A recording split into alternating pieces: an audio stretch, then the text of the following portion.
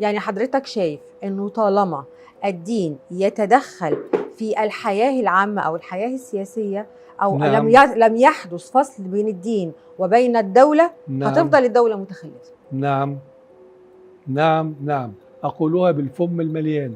نعم، وهذا ما رأيناه وهذا ما شاهدناه. أنا تخصصي تاريخ الأفكار. تاريخ الأفكار. فالأفكار قبل عصر النهضة في أوروبا، اتكلم على أوروبا اللي كانوا أسوأ مننا وإحنا كنا متقدمين عنهم بكتير. طب ما احنا ساعتها كنا متقدمين عنهم وما كناش فاصلين الدين عن الدولة في الوقت ده. ما هو أصلا ما فيش حاجة اسمها قنبلة انفجرت كده. الأمور بتمشي خطوة خطوة. خطوة خطوة. فإحنا مشينا في حاجة اسمها unparalleled development. التطور غير المتوازي. إحنا كنا ماشيين مع بعض، هم تطوروا وإحنا فضلنا زي ما إحنا. ليه؟ لأننا ماشيين فضلنا متمسكين في ظل متمسكين بآراء وأفكار رجال الدين.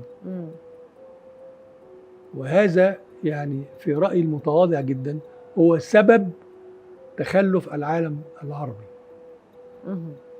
طيب ليه دايما أغلب اللي بينتقدوك بيشوفوا إنك بتاخد الحداثة حجة في إنك يعني تضرب في نصوص دينية أو تخالف نصوص دينية؟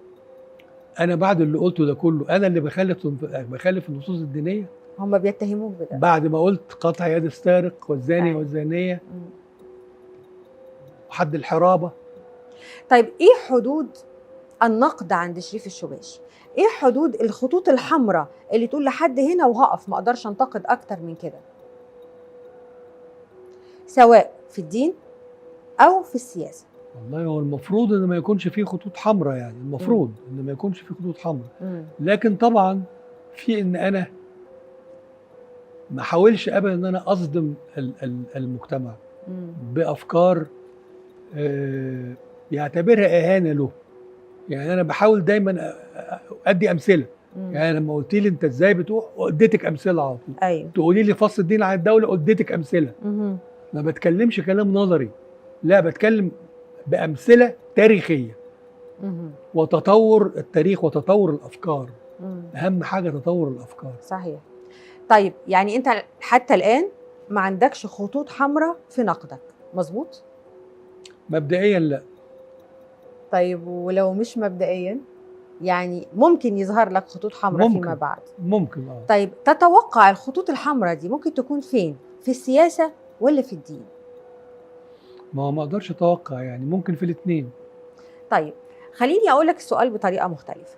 كتير بينتقدوا انك هاجمت بشدة الإخوان المسلمين وانتقدتهم في كل شيء، مع ذلك لم تنتقد النظام في أي شيء خالص.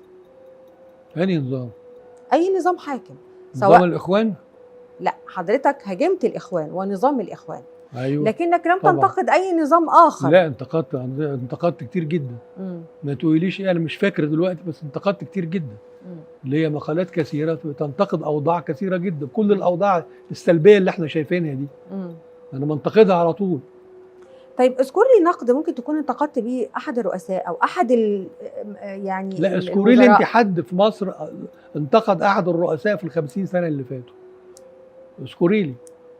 بصراحة يعني صعب. اذكري لي وأنا أذكر لك. كان صعب، ولكن السادات كان أعتقد وخصوصا قبل 73 كان بيتم انتقاده في حاجات كتير. كان بيتم انتقاده لأنه كان ضعيف لسه. كان ضعيف، ما كانش متمسك، ما كانش ماسك زمام الأمور وزمام الأمن. بعد 73 بقى خلاص بقى. لغاية ما جه مسك نص مصر، نص المثقفين والكتاب ورجال الدين في مصر، رماهم في السجن. طيب انت قلت قبل كده انه الإخوان المسلمين بيستغلوا مواقع التواصل الاجتماعي وعملوا لجان بتهاجم الرأي الآخر على مواقع التواصل. أنا اللي بقول كده، حضرتك حاجة معروفة جدا يعني. ما أكمل سؤال. اللجان الإلكترونية. أكمل يعني سؤال. مش بالظبط، اللجان الإلكترونية. مش أنا اللي قلت كده، يا نهار أبيض. أنت زي ما تقولي أنت قلت إن الشمس بتطلع من الشرق.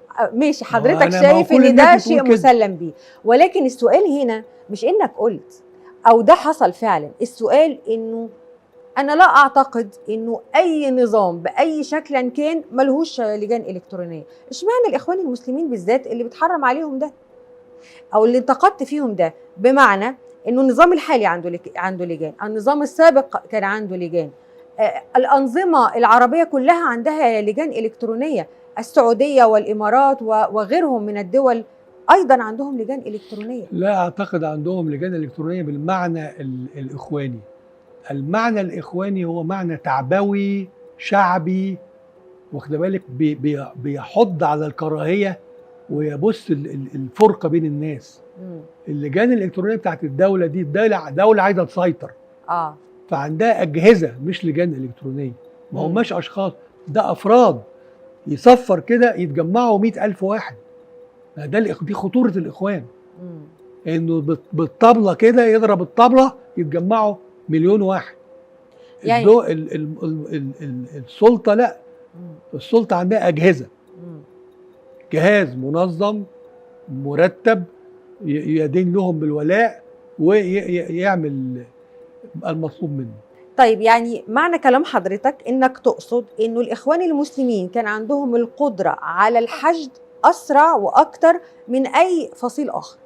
ايوه.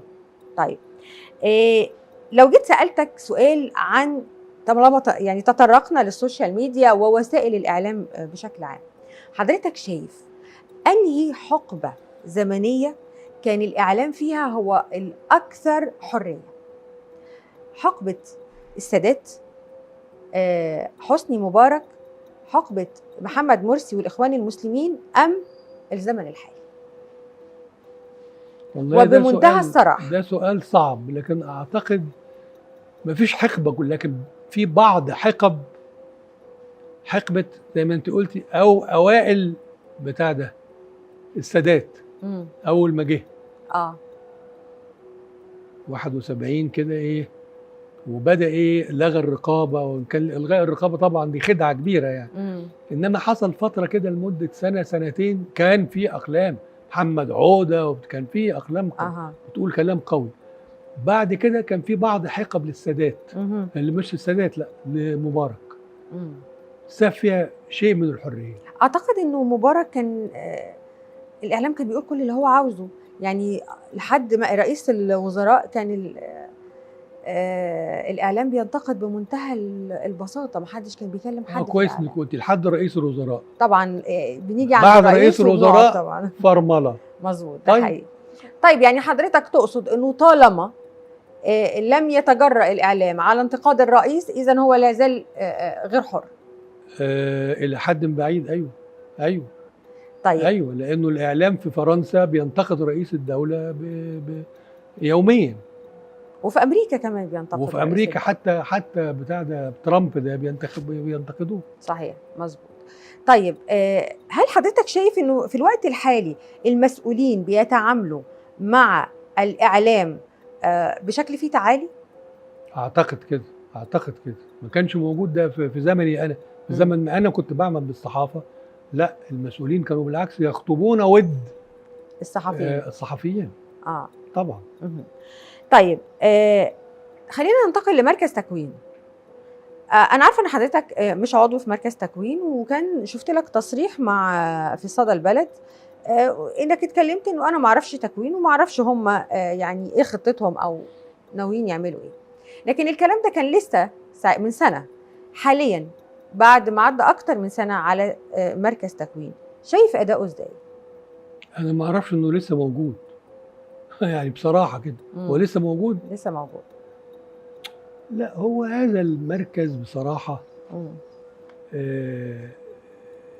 في شخصيات مثقفه وكل حاجه وعلى راسي، لكن يعني كل واحد فيهم متصور انه يمتلك الحقيقه. انا من الاول قلت دول من الصعب يتفاهموا مع بعض، فالمركز ده ملوش مستقبل.